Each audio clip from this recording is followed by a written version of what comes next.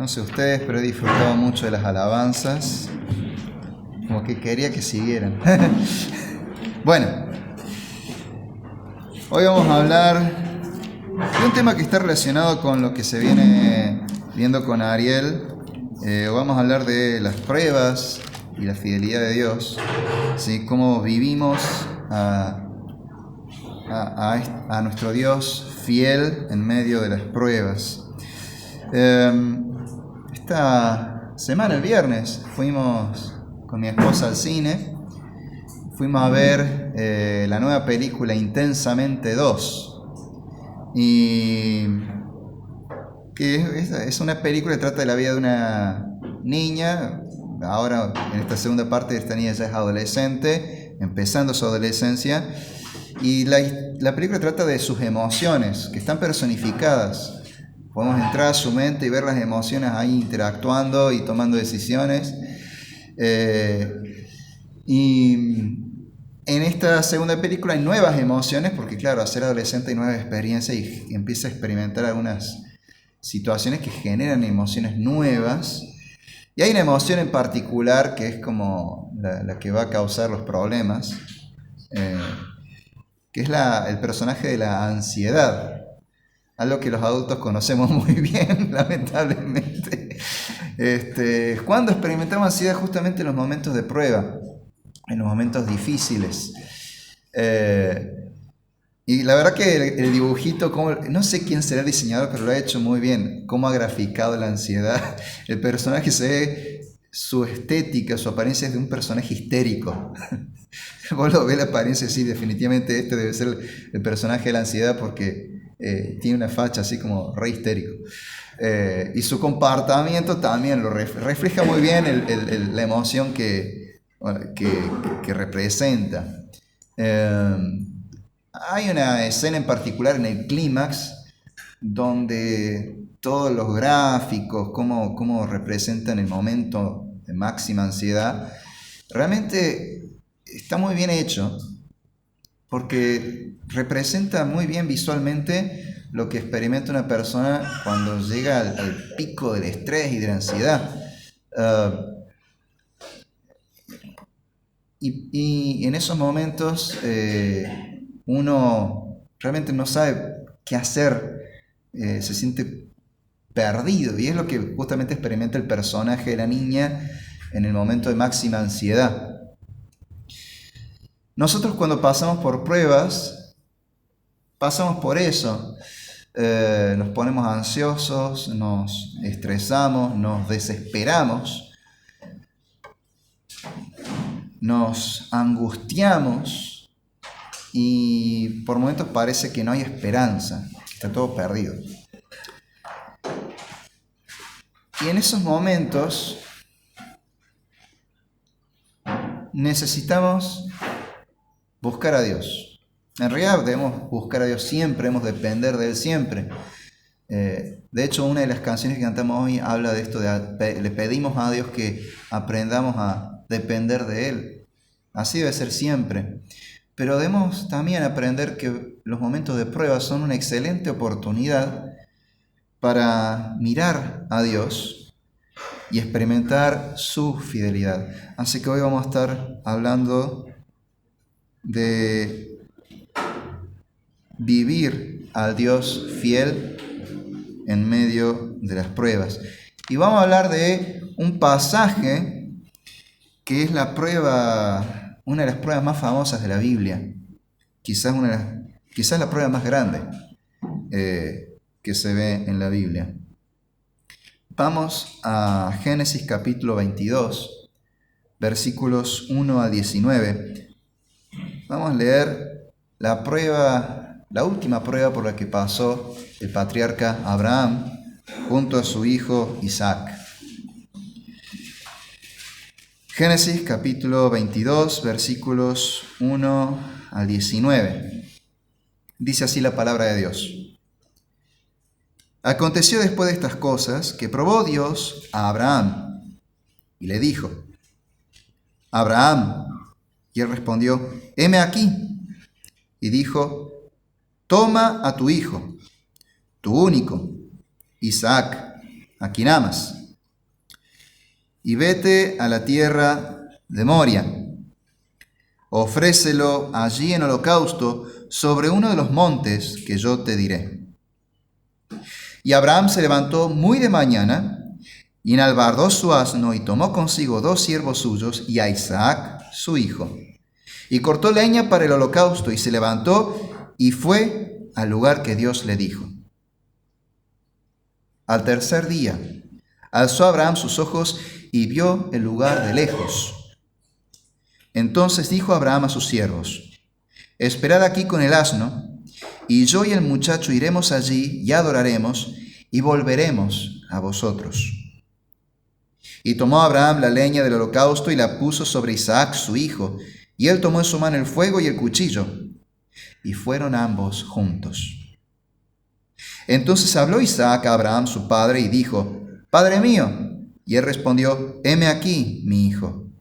Y él dijo: he aquí el fuego y la leña, mas ¿dónde está el cordero para el holocausto? Y respondió Abraham: Dios se proveerá de cordero para el holocausto, hijo mío. E iban juntos. Y cuando llegaron al lugar que Dios le había dicho, edificó allí Abraham un altar, y compuso la leña, y ató a Isaac su hijo, y lo puso en el altar sobre la leña. Y extendió Abraham su mano y tomó el cuchillo para degollar a su hijo. Entonces el ángel de Jehová le dio voces desde el cielo y dijo: Abraham, Abraham. Y él respondió: heme aquí. Y dijo: no extiendas tu mano sobre el muchacho, ni le hagas nada, porque ya conozco que temes a Dios, por cuanto no me rehusaste tu hijo, tu único. Entonces alzó Abraham sus ojos y miró, y aquí a sus espaldas un carnero trabado en un zarzal por sus cuernos. Y fue Abraham y tomó el carnero y le ofreció en holocausto en lugar de su hijo. Y llamó a Abraham el nombre de aquel lugar: Jehová proveerá. Por tanto se dice hoy: en el monte de Jehová será provisto. Y llamó el ángel de Jehová a Abraham por segunda vez desde el cielo y dijo: por mí mismo he jurado, dice Jehová, que por cuanto has hecho esto y no me has rehusado tu hijo, tu único hijo, de cierto te bendeciré y multiplicaré tu descendencia como las estrellas del cielo y como la arena que está a la orilla del mar, y tu descendencia poseerá las puertas de sus enemigos. En tu simiente serán benditas todas las naciones de la tierra, por cuanto obedeciste a mi voz. Y volvió Abraham a sus siervos, y se levantaron y se fueron juntos a Beerseba, y habitó Abraham en Beerseba. Amén.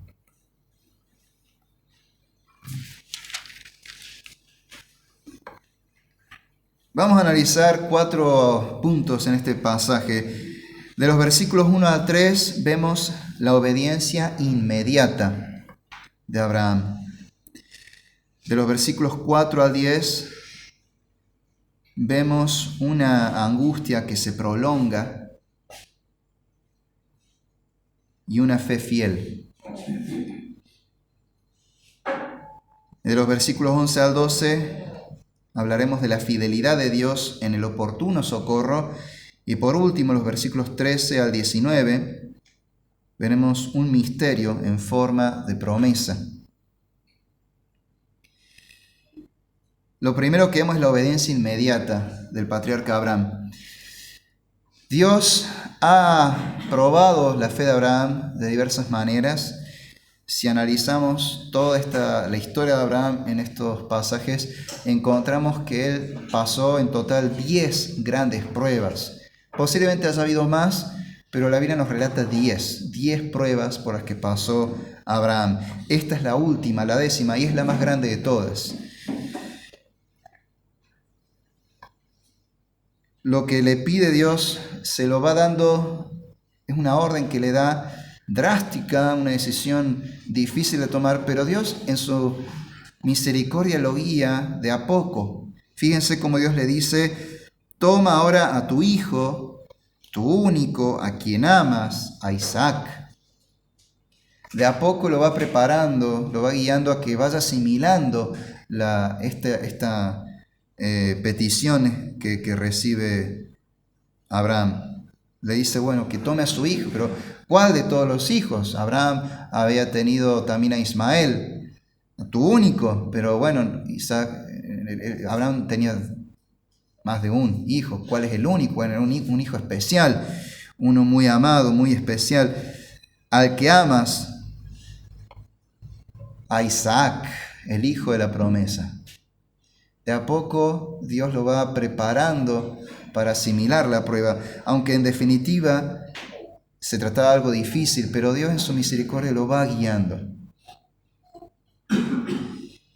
Y le da la indicación de ir a este monte para que ofrezca a Isaac como un holocausto.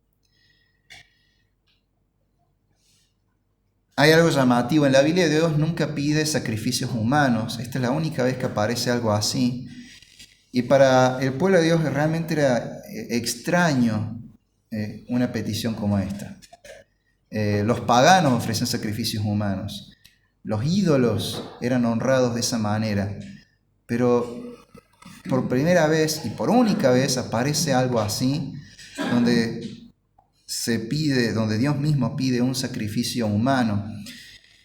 Y esto sin duda debe haber choqueado a Abraham, por un lado porque se trata de una petición extraña de parte de Dios, por otro lado porque no es cualquier sacrificio humano, no es que le dice sacrifica a los enemigos de alguna guerra, sino que dice sacrifica a tu hijo, el amado.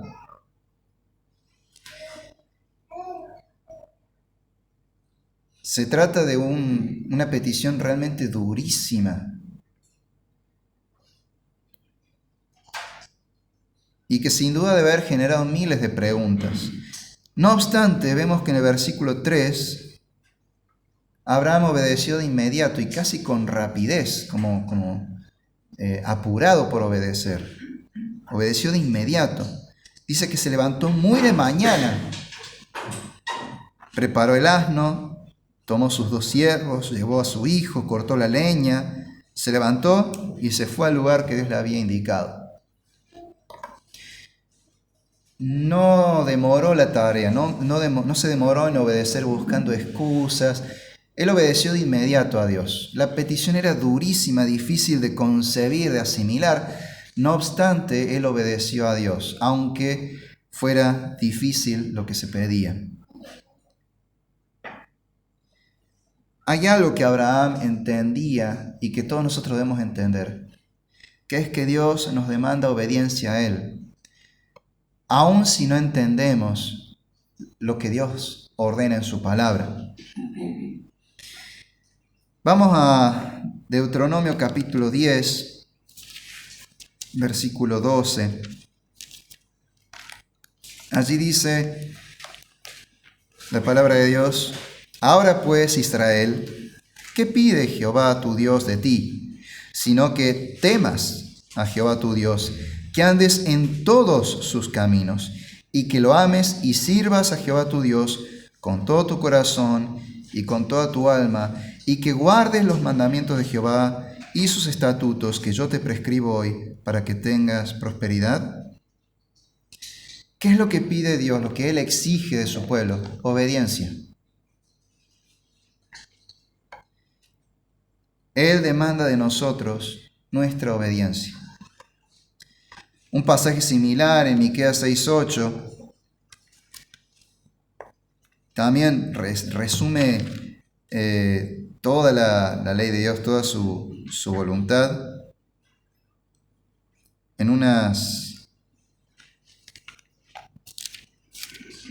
pocos mandamientos. Resume toda la ley en este solo versículo, Miqueas 6:8. Oh hombre, Él te ha declarado lo que es bueno. ¿Y qué pide Jehová de ti? Solamente hacer justicia y amar misericordia y humillarte ante tu Dios.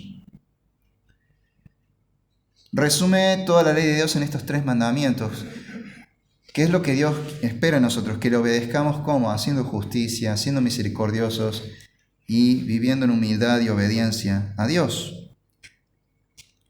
En otra ocasión, en el libro de 1 Samuel, capítulo 15, versículo 22, en cierta ocasión el profeta Samuel reprende al pueblo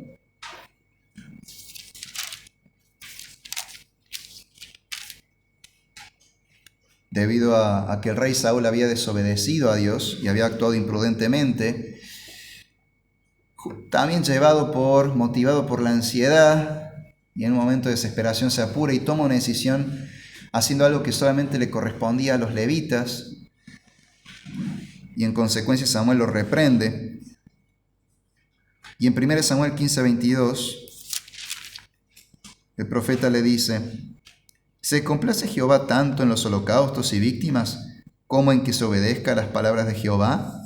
Ciertamente el obedecer es mejor que los sacrificios, y el prestar atención que la grosura de los carneros. Entonces Dios demanda de nosotros, de su pueblo, obediencia a Él. Dios quiere que obedezcamos sus mandamientos. Abraham entendía esto, y aunque no comprendía lo que Dios le demandaba, él estuvo pronto para obedecer a Dios. Muchas veces nos pasa que no entendemos partes de la Biblia y decimos, bueno, lo voy a obedecer cuando lo entienda. Como no lo entiendo ahora, no lo voy a poner en práctica. Pero en realidad Dios quiere que obedezcamos, aun si todavía no entendemos. En algún momento vamos a entenderlo, porque también Dios nos ordena que escudriñemos las Escrituras a fin de que entendamos, para que así podamos poner en práctica mejor, para que nuestra obediencia a Dios sea mejor. Pero mientras tanto, hasta que lo entendamos, aún así debemos obedecer a Dios. Sobre todo hay cuestiones que nos pueden costar entenderlas, no tanto porque sea difícil entender lo que dice la palabra de Dios, sino más que todo porque venimos del mundo, venimos muy influenciados por cómo piensa el mundo. Y a veces vamos a la Biblia y nos topamos con que Dios dice cosas que el mundo no acepta. El mundo hace todo lo opuesto, y como venimos muy influenciados con la forma de ver del mundo, con esta cosmovisión del mundo, cuando vamos a la Biblia y vemos las cosas desde el punto de vista de Dios, que es el único punto de vista que tiene validez, nos puede costar y nos puede chocar y nos puede resultar difícil de entender las cosas que Dios demanda. Y a veces no son cosas muy difíciles de comprender, pero nos cuestan porque estamos muy influenciados por el mundo. No obstante, debemos entender que Dios tiene razones justas y buenos propósitos para lo que ordena. Por tanto, si su voluntad siempre es buena y perfecta, debemos obedecerla, aunque por el momento no la comprendamos. Debemos ser como Abraham, prontos para obedecer, estar siempre dispuestos a obedecer prontamente a Dios. De hecho, en el Padre Nuestro, el Señor nos enseña esto mismo, en la petición que dice: hágase tu voluntad en la tierra como en el cielo. Es decir, pedimos que el Señor obre en nuestros corazones para que nosotros estemos dispuestos a hacer la voluntad de Dios aquí en este mundo, así como los ángeles están dispuestos a obedecer prontamente a Dios en el cielo.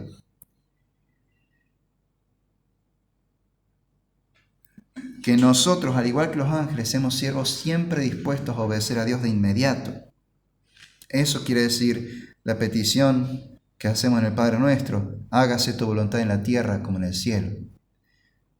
Debemos aprender a estar siempre dispuestos a obedecer de inmediato al Señor, porque Él es el Señor. Y exige de nosotros, sus siervos, una obediencia inmediata. Lo segundo que vemos lo encontramos en los versículos 4 al 10 y es esta angustia que se prolonga. Vemos el viaje de Abraham y todo el proceso para sacrificar a su hijo en holocausto. Y lo que destacan son expresiones que hablan de algo que es lento. Un viaje de 3 días. Durante 3 días Abraham sabía él solo lo que iba a pasar. Isaac no tenía idea hasta el momento de que él iba a ser ofrecido en holocausto. Solo Abraham lo sabía. Durante 3 días él llevó solo esa carga.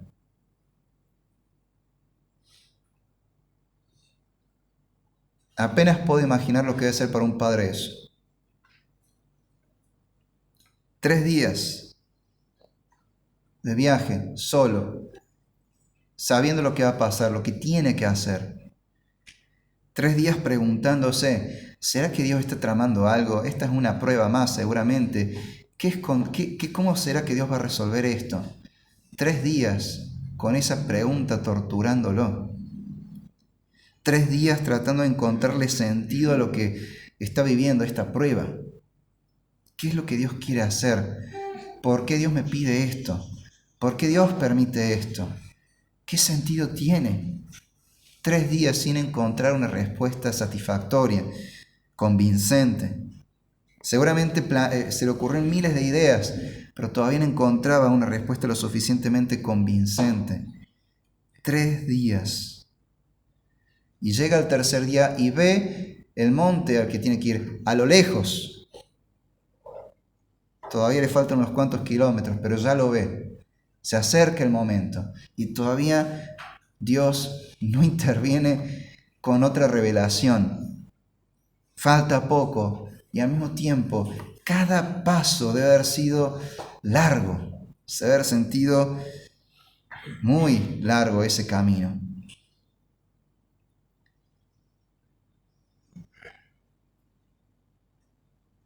Luego va solo con su hijo hasta ese lugar. Toma la leña para el holocausto y la pone sobre su hijo. Para él debe haber sido también muy difícil hacer eso. De pronto el hijo tiene que actuar como un animal de carga, como un animal que debe ser sacrificado. Él debe llevar el fuego, el cuchillo y van juntos, solos, padre e hijo. Encima el hijo hace la pregunta. Tenemos todo, ¿y dónde está el cordero? ¿Dónde está el cordero para el holocausto? ¿Cómo le responde a su hijo? Sos vos. Lo único que atina a hacer es, ya Dios se proveerá de un cordero para el holocausto. No se anima a decirlo. Y todavía tiene esperanza, pero no hay respuesta aún de parte de Dios. Él sabe que Dios va a intervenir de alguna forma, que algún sentido, un propósito hay. Pero todavía no tiene una revelación de Dios, de qué es lo que va a pasar. Solo atina a decir, Dios ya va a proveer el cordero para el holocausto. Llegan al lugar y Abraham tiene que edificar el altar.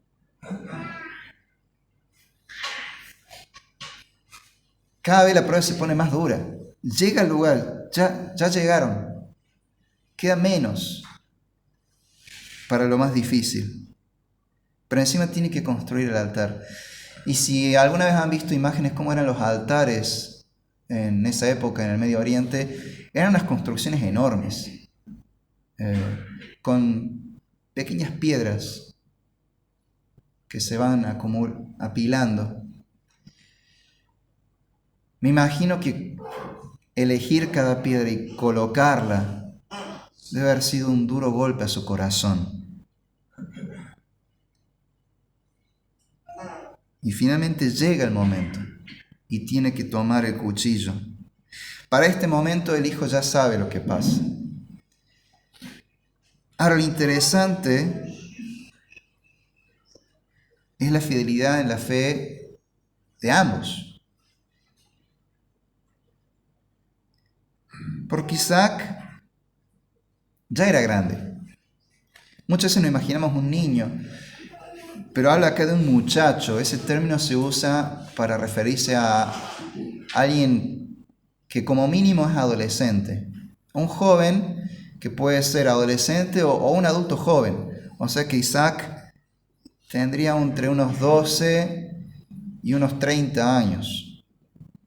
Abraham tiene más de 100 años. Fácilmente Isaac podría haber salido corriendo y su padre no lo habría alcanzado. Podría haber forcejeado o haber hecho algo y ganaría Isaac. pero no intenta escapar, se deja atar.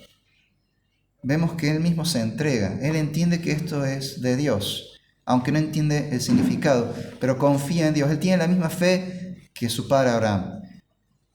Conoce al mismo Dios, cree en el mismo Dios y confía en el mismo Dios, aunque no entienda de qué se trata toda esta prueba. Ambos tienen una fe fiel y obediente. Y el pasaje lo expresa de una manera muy interesante, linda, hasta poética. 2 veces repitiendo la frase en el versículo 6 y en el versículo 8. Y los dos iban juntos. Lo enfatiza 2 veces. Lo repite para enfatizar esta idea. No simplemente está diciendo que caminaban juntos, ellos dos solos, sino que es la idea de que iban juntos, unánimes, a hacer la voluntad de Dios. Ambos tenían una fe fiel y ambos eran obedientes al Señor. Isaac voluntariamente se ofrece también. El padre lo tiene que ofrecer voluntariamente y el hijo voluntariamente se entrega. Es más, quizás fue idea de Isaac el ser atado, para que de esa manera, cuando llegue el momento de ser sacrificado, por más que él sea voluntario en esto, una acción reflejo pueda estropear el sacrificio o hacerlo más difícil. Entonces, debe ser atado. Quizás él mismo tiró la idea. Pero definitivamente vemos que Isaac se ofrece voluntariamente, acepta esto. Lo peor de todo es que Isaac no es cualquier hijo, es el hijo de la promesa de Dios. En el capítulo 12 de Génesis, Dios cuando llama a Abraham, le hace una promesa, darle una descendencia, que en esa descendencia todas las naciones serán bendecidas, todas las familias de la tierra serán bendecidas. Y que esa descendencia poseerá esa tierra por la que están vagando, la tierra de Canaán. Esa promesa se repite varias veces. Y Dios le promete un hijo a Abraham, y ese hijo es Isaac. Y Dios le dice a Abraham, en Isaac te será llamada descendencia. La promesa se va a cumplir por medio de Isaac. Pero de pronto Dios le dice a Abraham que debe ofrecer a este hijo en sacrificio. ¿Y cómo se va a cumplir la promesa de la descendencia? De ahí que Abraham piensa, esto es una prueba, algo trama Dios. El libro de Hebreos capítulo 11 nos habla de este momento y nos da una idea de qué fue lo que pensó Abraham.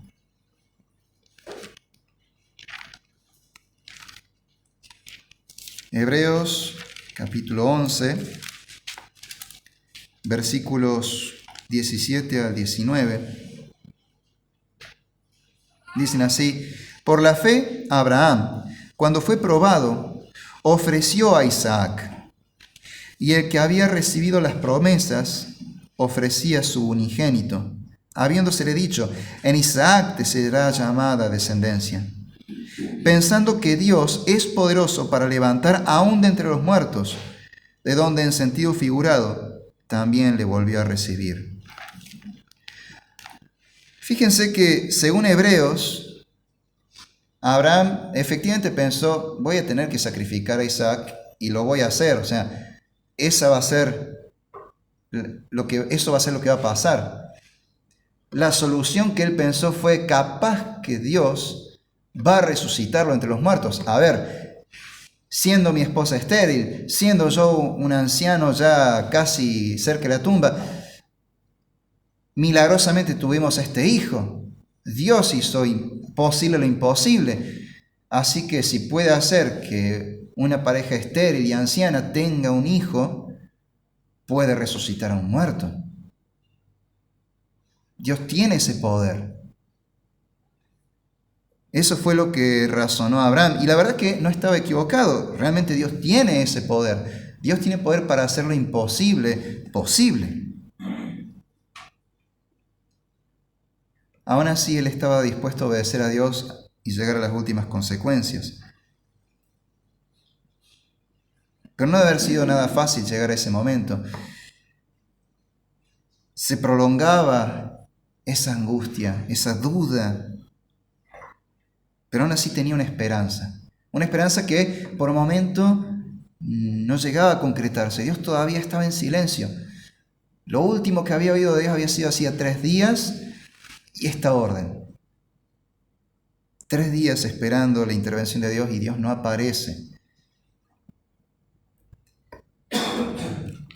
Hay un proverbio que explica esto que expresa lo que uno siente en esos momentos de prueba que son así.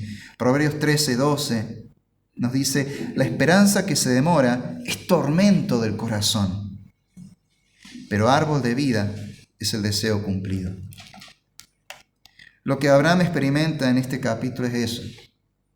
Al final vemos un alivio, pero hasta el momento, hasta este versículo 10, del versículo 4 al 10, lo que tenemos es una descripción de una experiencia que es tortuosa, una esperanza que tiene Abraham, según nos dice Hebreos 11. Hay una esperanza que tenía Abraham, pero una esperanza que se demora. Dios todavía está callado. No hay una respuesta de Dios en medio de la prueba. La esperanza se demora y eso es un tormento para el corazón. No debe haber sido nada fácil. Debe haber sentido angustia, muchas dudas.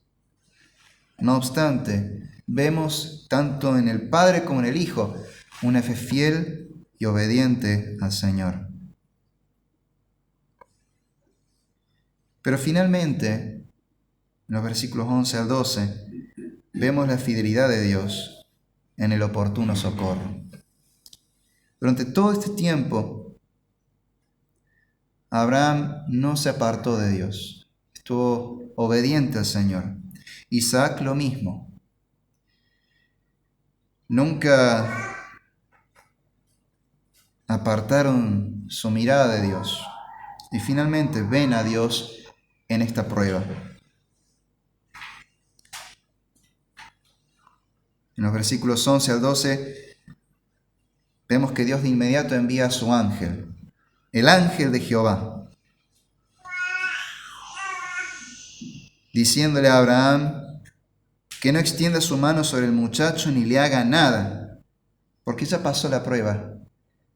Ya es evidente que Abraham teme a Dios y está dispuesto a obedecerle, aun cuando no lo entienda.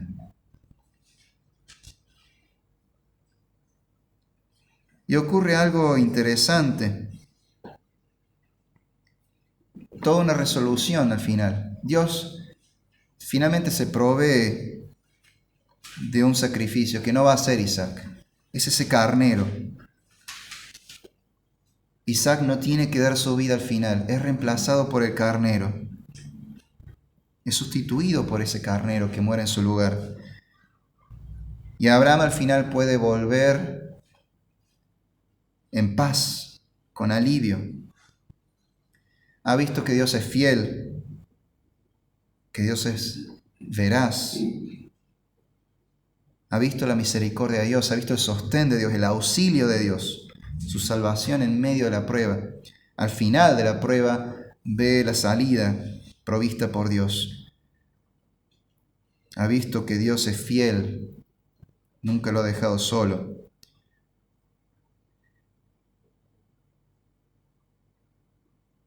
Ha visto que Dios nunca defrauda a su pueblo.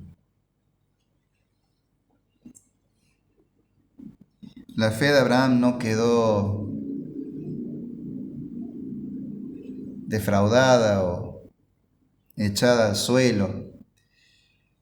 Efectivamente ve que Dios intervino al final. Y a nosotros muchas veces en las pruebas nos pasa eso, que sentimos esa angustia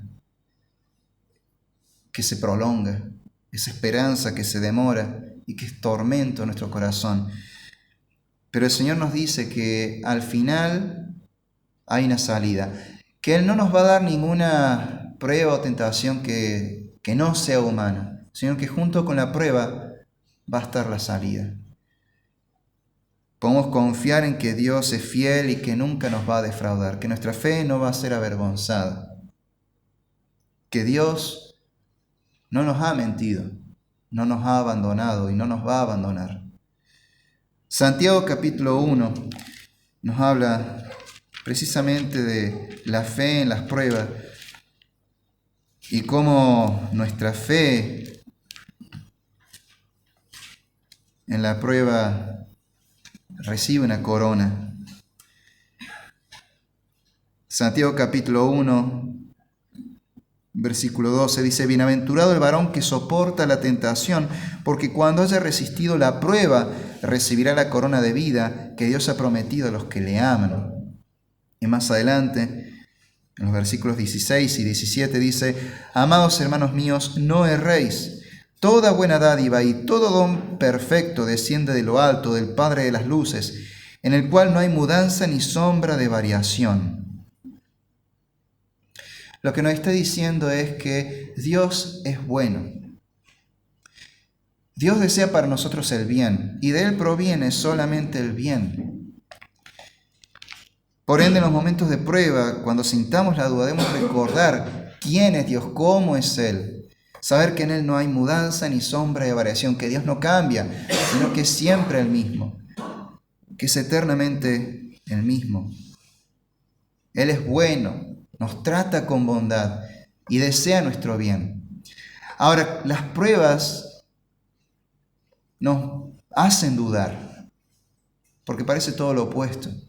Pero debemos entender que esos momentos difíciles, esas situaciones malas, esas pruebas, lo que nos muestra en realidad es un bien oculto y que hay que descubrir.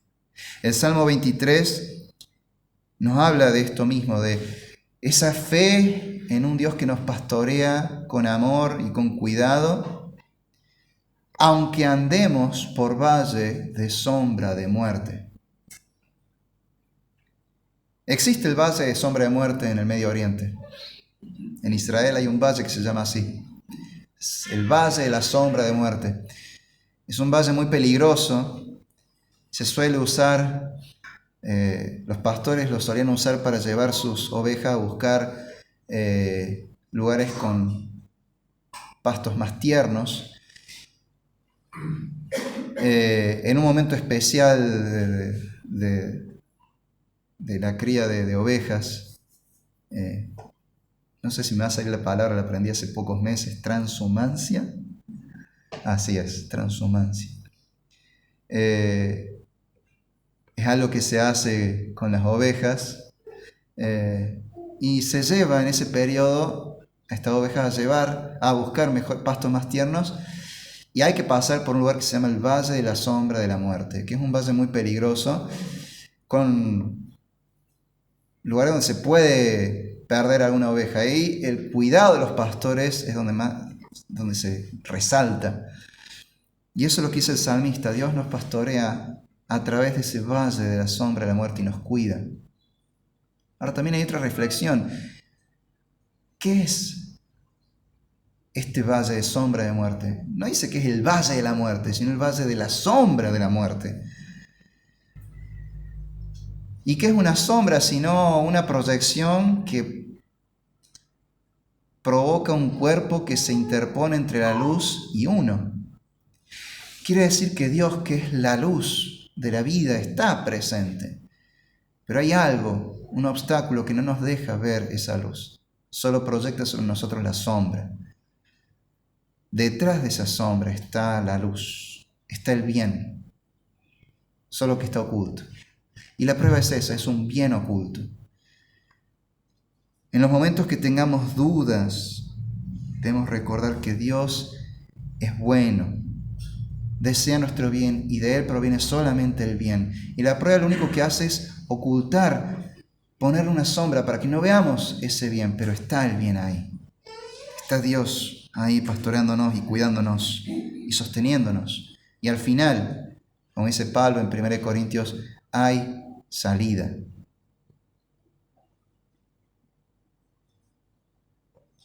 El Salmo 25, versículos 1 al 11, es un hermoso salmo, una hermosa oración para recitar en los momentos de prueba. Este Salmo de David dice: a ti, oh Jehová, levantaré mi alma.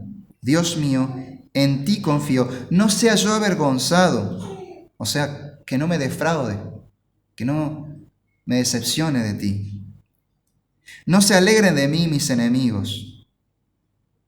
Ciertamente ninguno de cuantos esperan en ti será confundido. Ninguno será defraudado. Serán avergonzados los que se rebelan sin causa. Muéstrame, oh Jehová, tus caminos, enséñame tus sendas, encamíname en tu verdad y enséñame, porque tú eres el Dios de mi salvación. En ti he esperado todo el día. Acuérdate, oh Jehová, de tus piedades y de tus misericordias, que son perpetuas. De los pecados de mi juventud y de mis rebeliones no te acuerdes. Conforme a tu misericordia, acuérdate de mí, por tu bondad, oh Jehová. Bueno y recto es Jehová. Por tanto, Él enseñará a los pecadores el camino, encaminará a los humildes por el juicio, y enseñará a los mansos, su carrera. Todas las sendas de Jehová son misericordia y verdad para los que guardan su pacto y sus testimonios. Por amor de tu nombre, oh Jehová, perdonarás también mi pecado, que es grande. Un clamor a Dios, pero expresando confianza. Dios, tú eres mi salvación, en ti espero todo el día. No sea yo defraudado o avergonzado.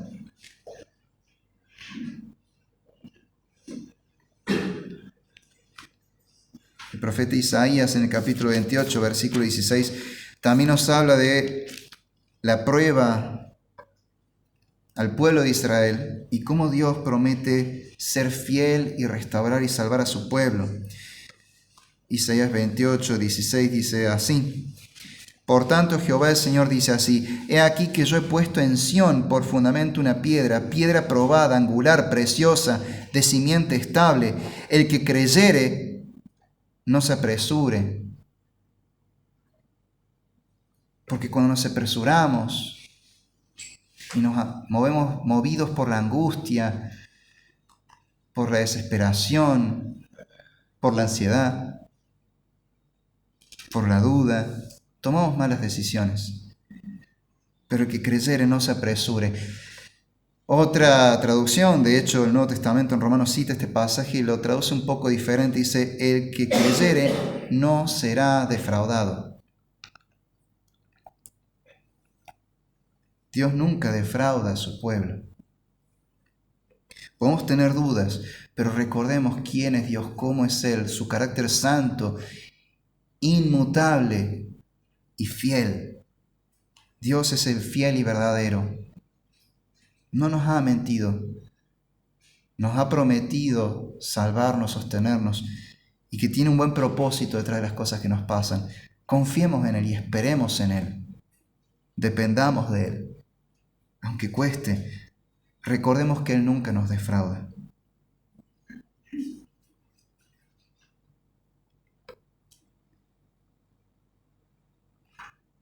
Al final, los versículos 13 al 19, cuando vemos la salvación de Abraham e Isaac, la resolución de esta prueba, encontramos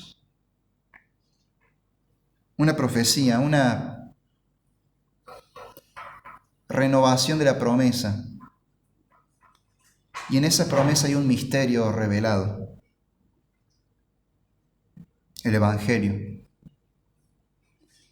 Hay una pregunta que hace Isaac antes: ¿dónde está el cordero para el holocausto? Y lo que aparece acá es un carnero. No es lo mismo. Y Abraham había dicho: Dios se proveerá de cordero para el holocausto. Vemos que al final Isaac no es sacrificado, en su lugar es sustituido por este carnero. Sí, hay un carnero, pero ¿dónde está el cordero para el holocausto? Sigue la pregunta vigente. Y 2000 años después, otro profeta, Juan el Bautista, responde: he aquí el cordero de Dios que quita el pecado del mundo. Apunta a Jesús y le dice a sus discípulos: he aquí el Cordero de Dios que quita el pecado del mundo. Y al día siguiente, pareciera que esto que dijo no tuvo un impacto en los discípulos. Y vuelve a pasar Jesús por ahí cerca. Y Juan lo vuelve a ver. Y Juan vuelve a decirle a sus discípulos, insistiendo: he aquí el Cordero de Dios que quita el pecado del mundo. Y entonces estos discípulos entienden y dejan a Juan y siguen a Cristo. ¿Dónde está el Cordero para el holocausto?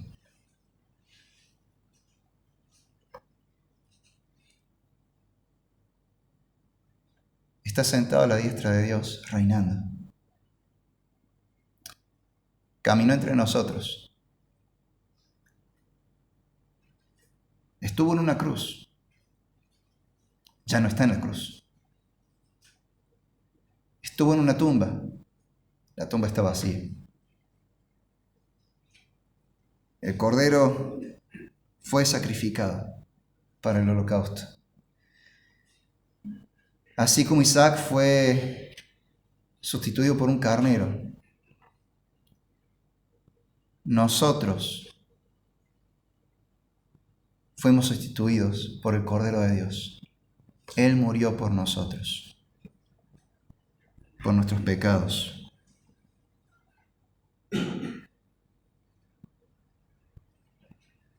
Él es esa piedra angular, escogida, preciosa, estable, la que habla Isaías. Y el que en él creyere no será defraudado. Él es el Cordero de Dios que quita el pecado del mundo. Él es el Cordero para el holocausto que nos sustituye.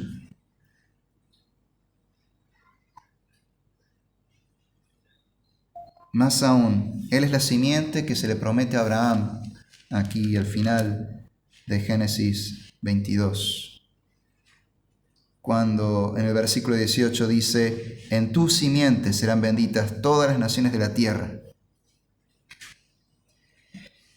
Gálatas capítulo 3, versículo 16 nos dice, explicando este versículo, que no se trata de en tus simientes, como refiriéndose a todos los descendientes de Abraham, a todo el pueblo de Israel, sino en tu simiente, hablando de un descendiente en particular, un israelita específico, el israelita por excelencia, que es Jesús.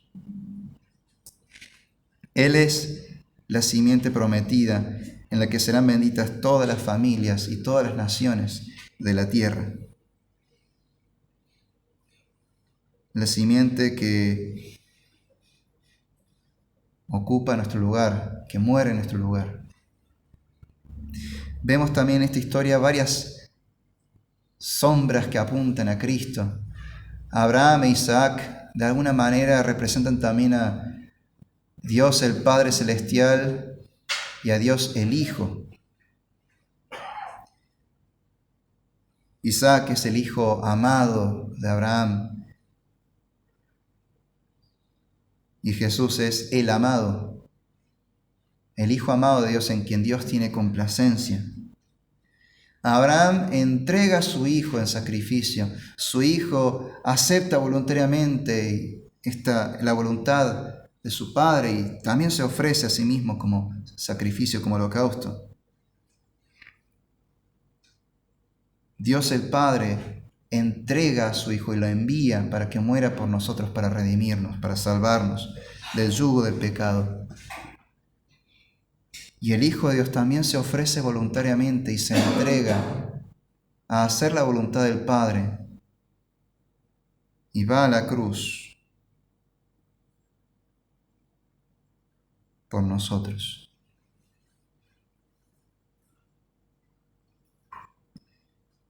Vemos en esa cruz el amor de Dios expresado en la forma más sublime.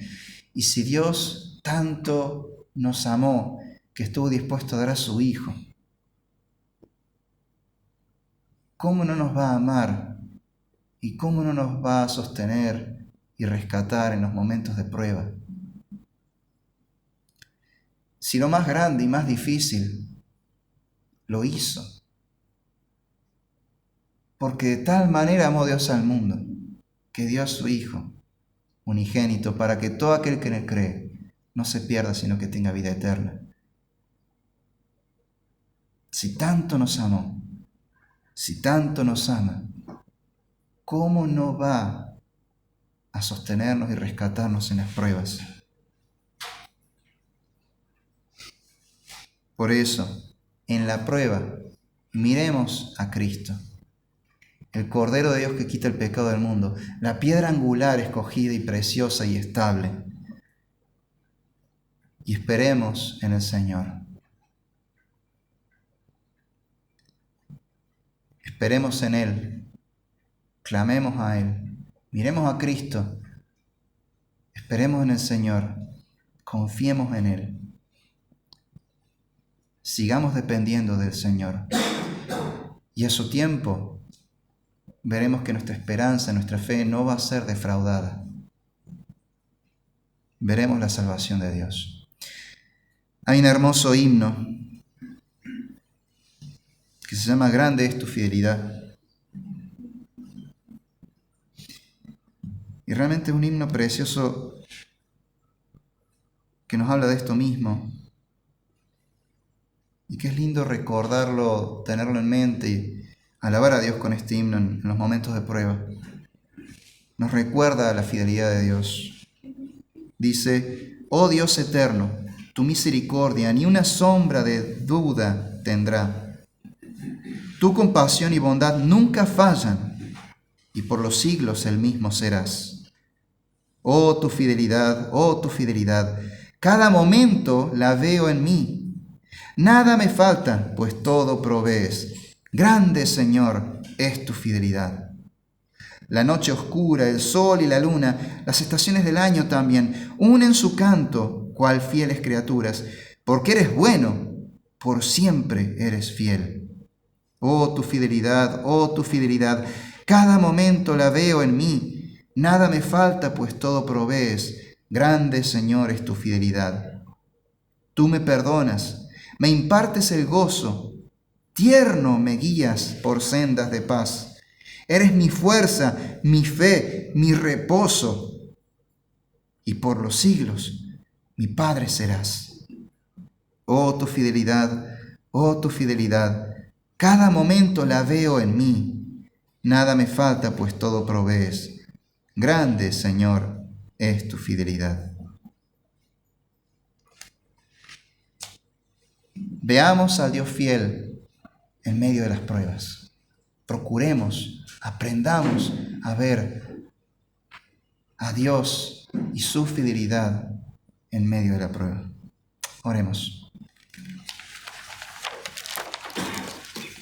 Padre nuestro, gracias por la salvación en Cristo. Gracias por habernos amado de semejante manera que diste a tu Hijo por nosotros.